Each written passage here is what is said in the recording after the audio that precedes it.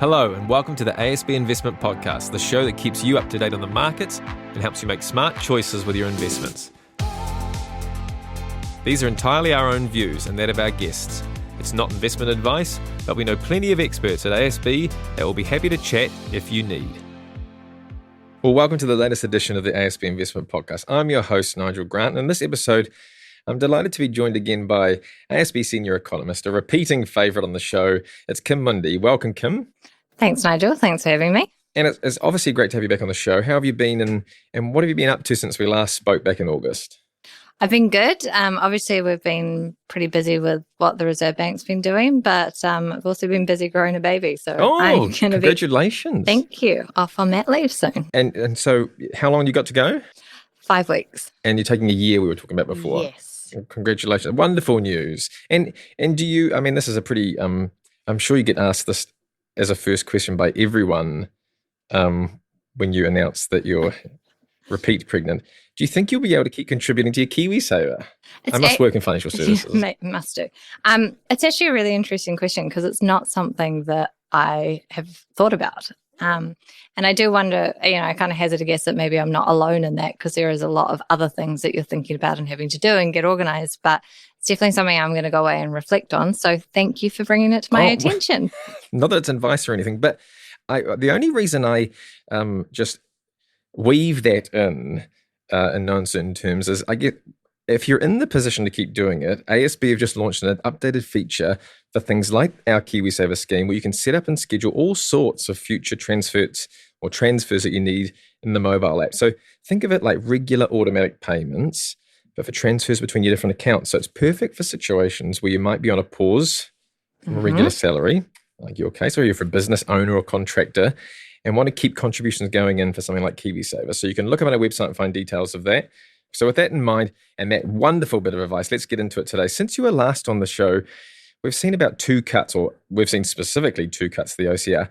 How is the economy faring and where to from here? I know you spoke about the RBNZ wanting to avoid economic scarring, which I think is a term that stuck with us. Have they done that, or are we still in the ER department? I definitely think the jury's still out on that one. So we have seen 2 cuts, and we've also seen the pace of the cuts increase. So the first cut was a 25 basis point, the second cut was a 50 basis point cut. And part of that does reflect the fact that the economy's in a pretty, shaky spot at the moment. Sure. We're expecting another cut in a couple of weeks of 50 basis points again, which again is just reiterating the fact that, the economy isn't in a great spot, but these cuts will help. So it's about, the restrictiveness of the monetary policy has kind of done what it needed to do. Inflation's coming down. We've seen that in all the inflation data. We're basically back at 2%, which is fantastic from the Reserve Bank's point of view. But we're still seeing that demand is pretty weak. We're expecting GDP will contract again in Q3. We've still got an unemployment rate that's rising. So, monetary policy works with a lag. And so we're still seeing the impact of previous monetary policy restrictiveness impacting on the economy. It's the jury's out, but it should get better from here. So there's a bit of there's some scarification, but we're getting better? Yeah, I think that's a good way. I mean, it's too soon to say whether, the people that are losing their jobs, are they going to lose their jobs for a long term? Are they going to be long-term unemployed? Because that's a sort of scarring. That's where it's hard to recover from it. Or is the economy going to start to pick up again because those rate cuts are coming through, mortgage interest rates are falling down, business confidence is lifting, businesses will start hiring again? We're kind of at that crossroad to see which way we're going, and it's still quite uncertain. But that's why we think we're going to see another 50 basis point cut in November, just to help shunt the economy towards the recovery side rather than that scarring side. And when's the next meeting after December? Or is December's the next one? No. Or end of this month? November. End of this month, and then the Reserve Bank don't meet again until the end of February. It's like the school holidays. It's a very long time. They're off for like 3 months. Yeah. I mean, off, I say that. with no idea of what actually happens no there. monetary policy meetings for 3 months. But, it does kind of put them in a position where if things were to go south during that time, they don't have any opportunity to respond. Yeah, and they've done what they can. Exactly. Yeah. So that's sort of another reason why it makes sense to do another sizable cut, like that 50 basis points, just to give yourself a little bit of sort of room in case you might have needed to do something else. Yeah. And then, they'll be meeting again. I guess it's in over Feb. that period where there's a lot of spending, if people are able to. If people are able to. And at this stage, it's not looking like it's going to be a sort of rampant Christmas spending season, because for a lot of people, they still don't have the cash. I mean, it's or been certainty of, certainty of employment and all of these sorts of things. Like, it has been a really rough time for consumers. And just one final question before we go overseas. Not 75? No, I mean, 75, you'd be looking at it, Something's crisis. Wrong. Right, okay. Yeah. Yeah, so you don't want to bolt or scare the horses. Exactly. Sure. Inflation's coming down. 50 it should be plenty. Okay, so it's kind of in the Goldilocks, the market expects it. Okay. And so that's New Zealand. What's it looking like overseas? I mean, when we last spoke, most central banks had either started cutting or were on the cusp of doing so. Have these cuts continued, and are there any central banks or economies that have bucked the trend? So broadly speaking, the cuts have continued. So most of the sort of major central banks that we're monitoring have now started their easing cycles. I kind of would categorize it as a bit of a cautious cuts for most central banks, because, we are still seeing, if you look across a lot of economies, there are pockets of still high inflation, which is going to be of a concern to central banks, even though headline rates are falling. Services inflation, for one, sort of your more domestic generated, wages growth is still holding up. So we're not seeing central banks sort of flood to cut as quickly as possible. A few have paused a couple of times. They're saying that it's going to be very data dependent. So they're sort of giving themselves the room to cut or not, or do what we need. And we have seen a few central banks that aren't doing that. Yes. So the Reserve Bank of Australia, for one, they're very much on hold. The Bank of Japan is actually hiking. Yeah, well, they've got a different issue, haven't they? Yeah. Slowly. So, it's not comprehensive across the board. And actually, one of the things that we've seen most recently is the US is kind of standing out as a bit of a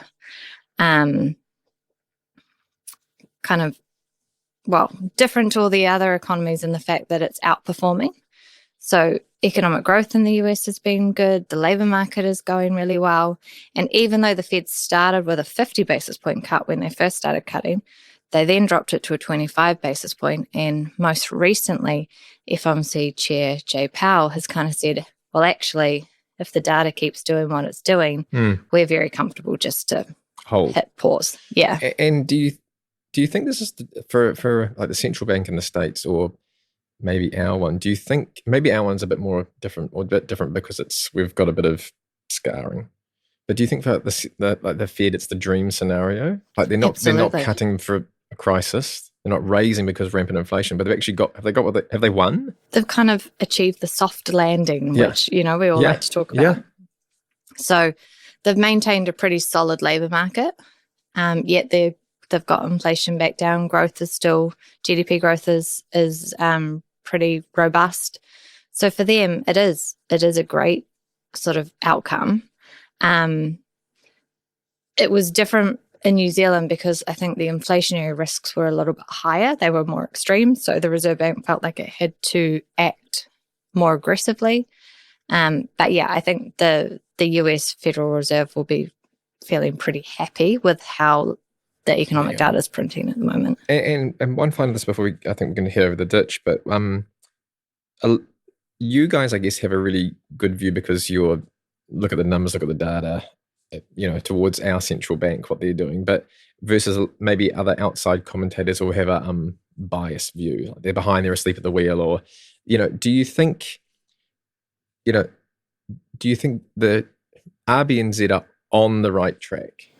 Absolutely. Yeah. Now, I think they've realised that the economy was slowing a lot faster than they initially expected. Yeah, and they changed. They changed the tune. When the data changes, your forecast changes, your outlook changes, and they've done that. And they've front-loaded a lot of these cuts, which, it gets a little bit jargony, but essentially monetary policy is restrictive in different degrees depending on how far it is away from this level that we call neutral. Neutral rate, yeah.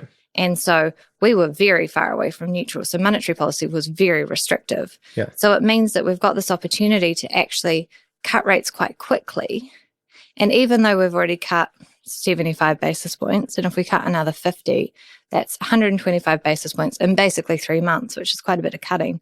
It's still higher than neutral. So you've actually still got monetary policy that's restrictive. And the neutral rate, just for the listeners, the neutral rate is... It's something that we can't observe, that we have to estimate, that's somewhere between 3 and 4%. Okay, nice disclaimer. Yeah. Okay, you've given yourself a nice bit of leeway there. I was lucky enough to get over to Aussie in the past month or so. It calls itself the lucky country, and there's always a real confidence to the people over there. That's why they maybe win at sport so much. But with what's going on over there in terms of rates on hold, and there's no real sign of cuts. It's this mythical maybe next year type thing. Do you think they're in a lucky or unlucky situation currently? First of all, I think sunshine helps with positivity a lot. Good point. Good point. It's a very, very unique it's a different scenario to what we've had play out here. So the Reserve Bank of Australia has tried to do more like what the Federal Reserve has done, and it's trying to achieve that soft landing. So they never hiked as hard, as fast, as far as the Reserve Bank did here. Their cash rate's 4.35%. We got up to 5.5. So it's quite a difference. But it does mean that it's taking longer for the slightly less restrictive monetary policy to have that intended impact on the economy. But it's still but it's sort of, I guess it's not stoking rampant demand or anything? Or, no, or the inverse? No, it's kind of just subtly, it's like a slow burn, versus the aggressive response that the Reserve Bank of New Zealand took. So it will take them longer to get inflation sustainably back to target, but the unemployment rate hasn't risen as much. It's 4.2% in Australia versus 4.8% here in New Zealand, and it would have been higher in New Zealand if it wasn't for the participation rate falling. Yeah. So there are those sort of important differences. So essentially, consumers aren't being hurt as much by the degree of restrictiveness of monetary policy. So they're spending less, but they don't have to pull back quite as aggressively. It's just kind of just less extreme on both ends. Yeah. Okay. So a more subtle business cycle. But I guess it's people either want cuts or they want raises. Yeah, no, especially financial markets don't like anything being on hold, right? Yeah. What do you mean it's in the middle? Yeah. But it is looking like they will be on hold for at least a few more months. Okay, related to Australia, is there any do you have any insight or thoughts on how China's policies are likely to do anything, I guess directly to Australia? And they've done a lot of stimulus recently and things to try and sort of kickstart their engine a little bit. Whether infrastructure focused, is there anything that's going to impact Australia and then as a flow-on effect probably impact us? We haven't really seen anything yet that's substantial enough that it's likely to have a big impact on. Essentially, when you're talking about Australia, you're like, what is Chinese demand for Australian mining products, iron ore, that sort of thing? Just digging up the backyard. Yeah. What's their steel demand going to be? And, a lot of reasons why that demand has fallen away is because they've had so many issues with the property market. And that is still really, really weak. That's tied also through to consumer confidence levels in China as well. People are just really pulling back. So unless we see a sort of fiscal policy stimulus announcement that is heavily focused on boosting infrastructure, which we're not now going to get until next year.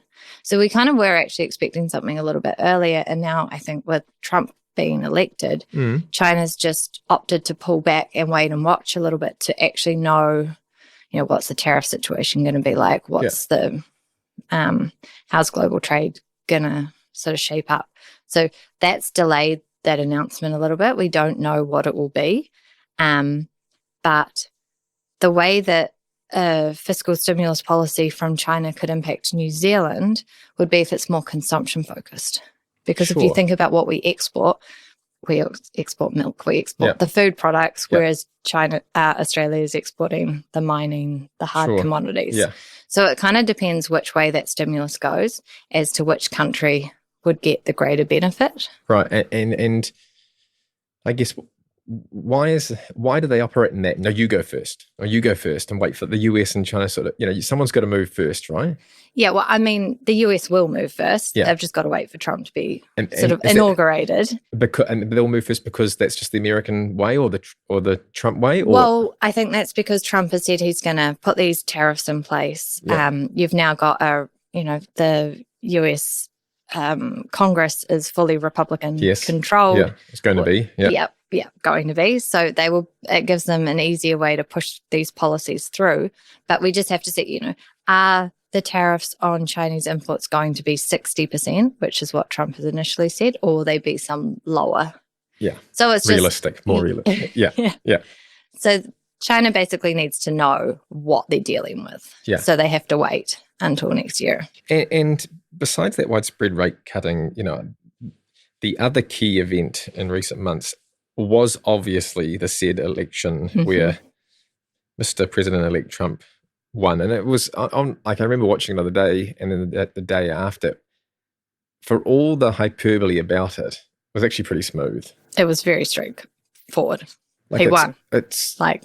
I thought even looking at that the winning speech, it was like, oh, everyone was surprised. And then sort of, the Democrat side is kind of just, okay.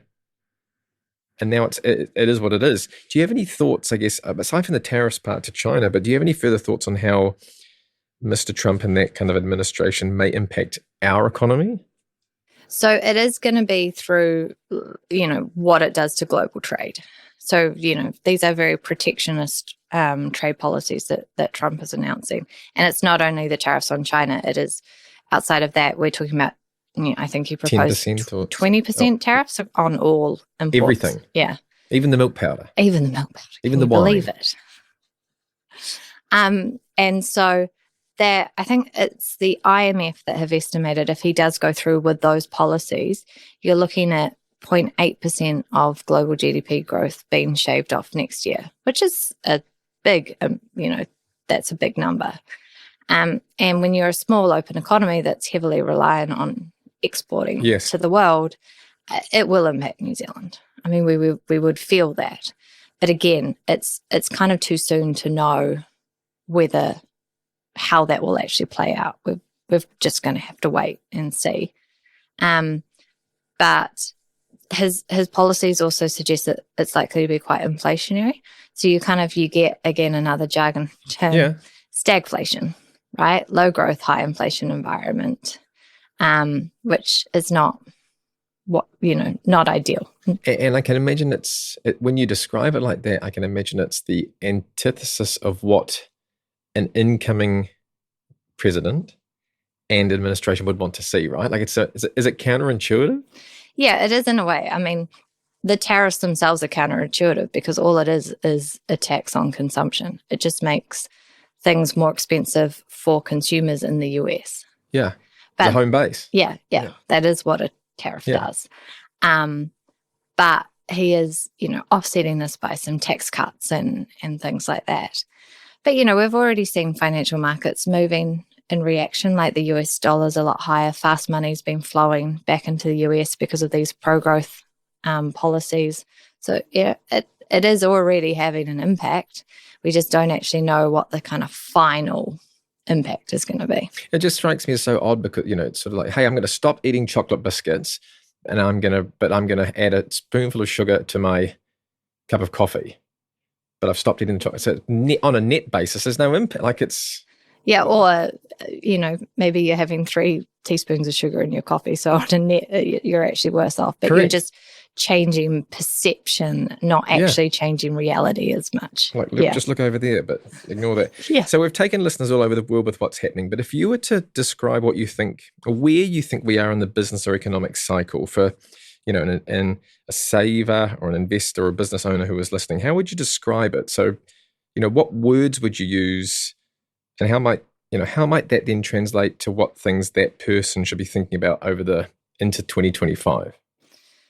I would say, we're at near the trough. All right, okay. we kind of made it. Okay. So not everybody will be feeling good about that, but we do think we're kind of at the trough. We're starting to see some very tentative signs that, there will be some green shoots, as we like to say. But it is worth keeping in mind that it's still a highly uncertain kind of environment, and it will take time for confidence to recover. The really interesting thing is, if you look at business confidence surveys at the moment, some are through the roof, 10-year highs. Others are still very, very muted. Why the? So the time frame. Sure. So one's looking 12 months ahead. And that's the high one? That's the high one, because you've got to think things can't be worse than they are now in a year's time. So short, if this is our baseline, we're going to be up here. The other one is 3 months ahead. Right, and that's more. Which is a good reminder that, things don't actually change all that quickly. Yes, mortgage rates are coming down, but then, they're not going back to where they were during COVID. The unemployment rate, we think, is going to keep rising until the middle of next year. So that'll just keep consumer confidence a little bit constrained, keep spending constrained as a result, but it will get better. Yeah, right. So, we're going to be on our way up. It's just we're not expecting it to be like a rapid recovery. It'll be a muted recovery. And one of the things adding to that at the same time is the fact that net migration is coming off so sharply. So net migration basically has propped up New Zealand's economy during this downturn. I mean, the per capita recession, GDP recession, has surpassed what we saw during the GFC. And it's a GDP per capita rather than overall. Yeah. And the reason overall has been held up is because we just had record high net migration. That's turned around very quickly. But anyone who's been to the airports will know that it's fun getting through arrivals. I won't name whatever airports, but that can't be the only reason that getting through the arrival gate is the issue. Why are people putting people off? Yeah. Why are we losing people? We're losing a lot of people to Australia, to the lucky country. God, they're just so good, isn't it? But we're also seeing a lot less, migrants coming to New Zealand. And if you're offshore and you're saying, I want to leave my country, where should I go? Do I want to go to New Zealand, which has been in a recession on and off for 18 months, where the employment prospects aren't very good? No, sure. I'm going to go somewhere else. So New Zealand has lost its allure, its appeal. Yeah. And we're seeing that. But we've got Hobbiton and stuff. Yeah, but you kind of need a job. I guess that's a really good point, because you think sort of all the complicated factors, but if you where to move to, or look at a handful of countries, and if you go to Stuff or NZ Herald and there's an article about recession, it makes total sense. Yeah. That's not gonna be on my short list. Damn Australia. My word that I had was kind of just optionality. Mm-hmm. And so I think it aligns to what you're saying, preserve some optionality if you're an investor or a business owner. You don't put all your bets on one outcome happening. Yeah, I don't think it's going to be a smooth ride up. There will be some sort of twists and turns and things like that. And Trump has added another level of uncertainty to what 2025 will look like. So yeah, there's still a lot to watch. So keep your eye on all the balls in the air, I guess. Yes. And don't hedge your bets on one, or hedge your bets rather than put all your bets on black.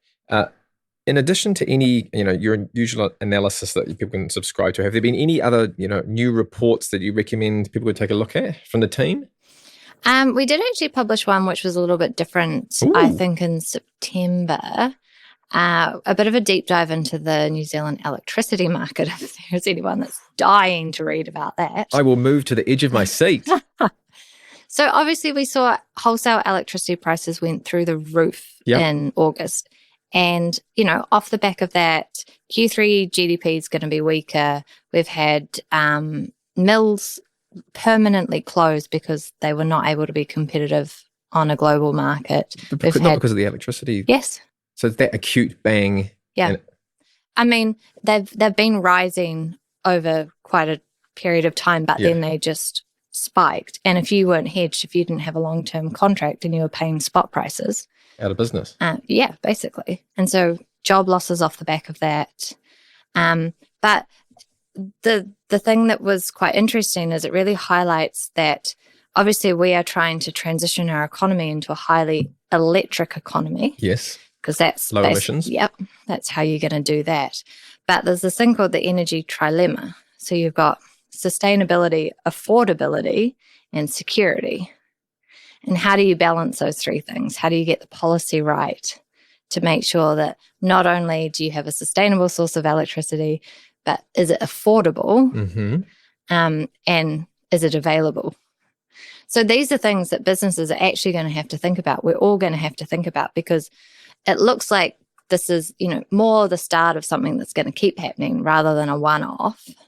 And so that, can translate into just higher electricity prices for all of us. So I feel like it's a whole, I'm just sitting here going, we should, in the new year, we should do an episode on the trilemma. Yeah. It feels like Happy to. Because I'll bring a newborn. Oh, well, you can beam in from Zoom on home. But it feels like we're surrounded here by lights and stuff and, you just flick a switch and you just take it for granted that it turns on. Yeah.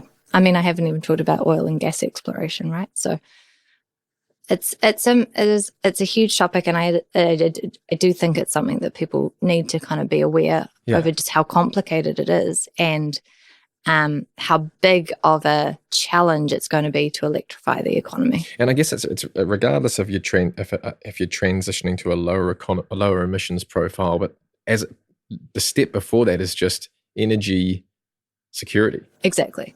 And so I'd recommend, I'm going to go read it after this, but I'd recommend, perhaps we'll do an episode in the new year on this, but we'll get someone back, if not Kim, who's on maternity leave, to talk about the energy trilemma.